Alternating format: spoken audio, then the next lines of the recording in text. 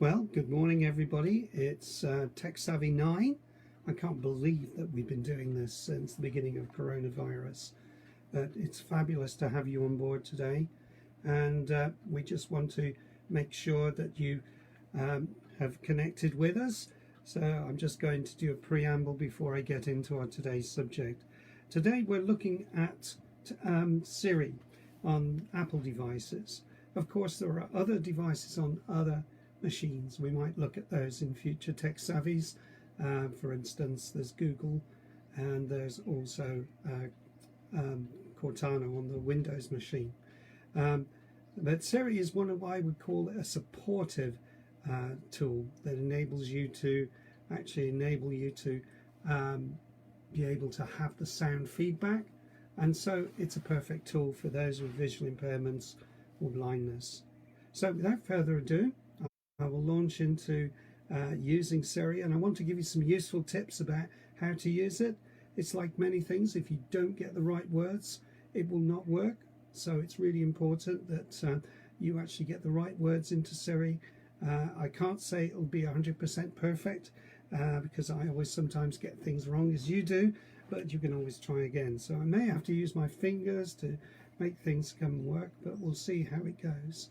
Okay, here we go. So here is our device. I'm just going to zoom in and position a little bit closer to the screen so you can see what's actually happening as in real time we do this particularly.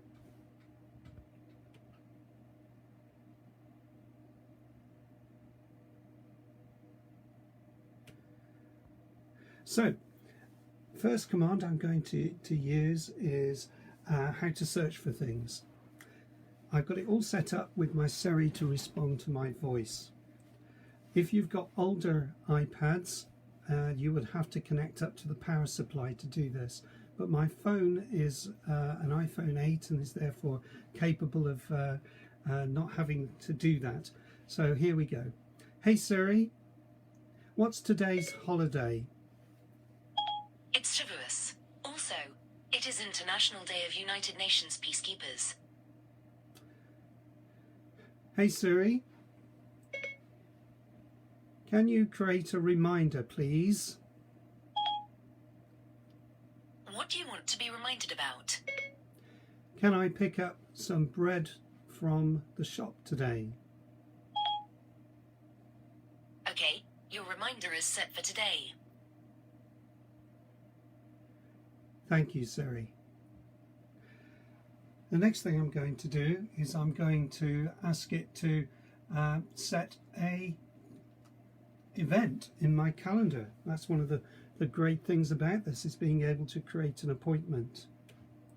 So I'm going to put an appointment in at 11:15 for a watch party here, so you can see this again. Hey Siri, can you set an appointment for 11:15 today? You have 3 appointments that overlap with this. Should I schedule your appointment today from 11:15 a.m. to 12:15 p.m. anyway? No. Would you like to change something, or just cancel? Cancel, please. Okay, I won't create the event. Thank you, Siri. Thank you.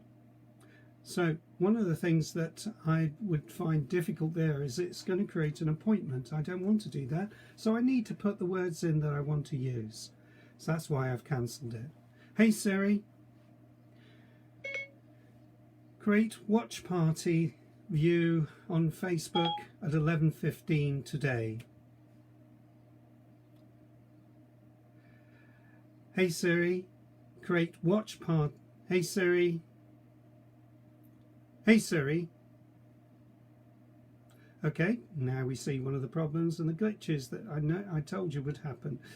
So it's got itself in a little bit of a twist there. So we'll just give it a couple of seconds and then try again. Hey Siri, can you set a watch party at 11:15 today? You have 3 appointments that overlap with this. Should I schedule your appointment about you set a watch party today from 11:15 a.m. to 12:15 p.m. anyway? Yes.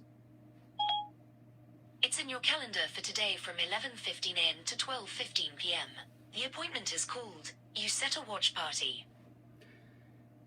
Thank you. I can also turn alarms on, which is very useful. So I'm going to set an alarm that's going to go at 11:15. Hey Siri, set an alarm for 11:15 today. Okay, your 11:15 alarm is on. Not only alarms, but I can also do a timer, which would count down and then beat me at the end of it. Hey Siri, set a timer for 5 minutes. Okay, your timer is set for 5 minutes. And as you can see, it's timing down. So we will get a beep, which I will have to interrupt as time goes on. You can also find out what time it is in different time zones. For instance, we have children living in different parts of the world. So here goes. Hey Siri, what is the time in Istanbul? In Istanbul, Turkey, it's 1:06 p.m. That's great. Thank you, Siri. Now, I can play music as well. So again, this is one of the areas where things can go wrong. So we'll just see if it works. Hey Siri, play Jollity Farm. Okay, playing Jollity Farm by the Bonzo Dog Duda Band.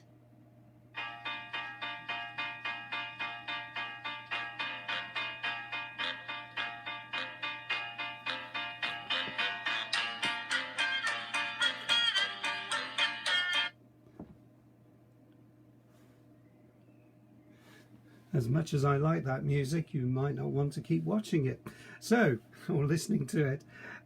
That's quite handy when you're in the car and you want to play some music. And I've used it successfully there as it works through my car Bluetooth system. And yeah, you can do playlists and all sorts of things with that, which is really handy.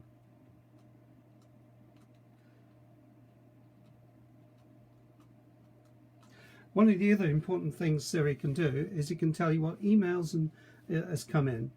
So this is the command for this. Hey Siri, what's in my inbox? You've received at least 25 emails. Here are the latest 3. At 11:03 a.m. Free AirBexNet sent you an email about All You Can Read Forever. Do you want to hear the next one? Yes. At 11 a.m. Education Dive, Higher Ed sent you an email about the 29th of May, states where big higher ed cuts credential transparency push builds. Would you like to hear one more? No.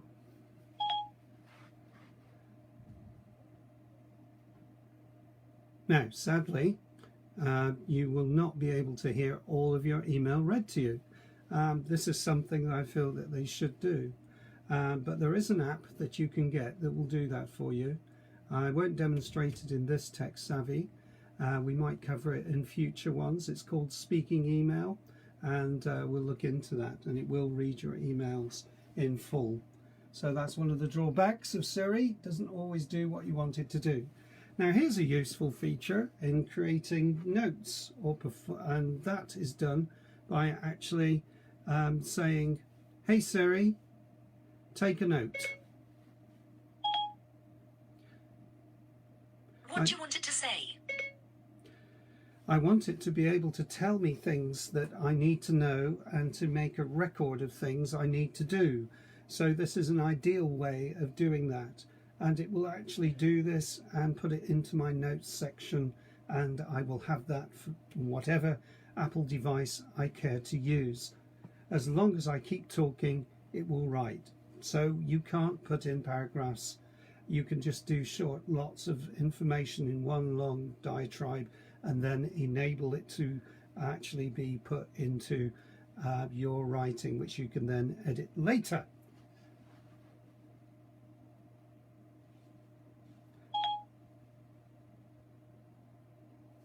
Okay, I created a note. I want it to be able to tell me things that I need to know and do.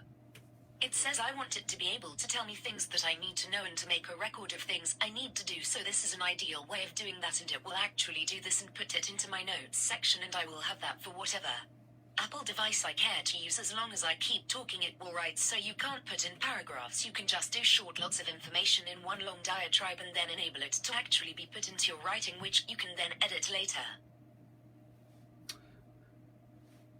And the beauty of that is that it's pretty much accurate. Very few mistakes, if any, on that. Another useful feature is that you can do calculations. So, hey Siri, what is 5 litres in gallons? Oh, here's my timer. Moment.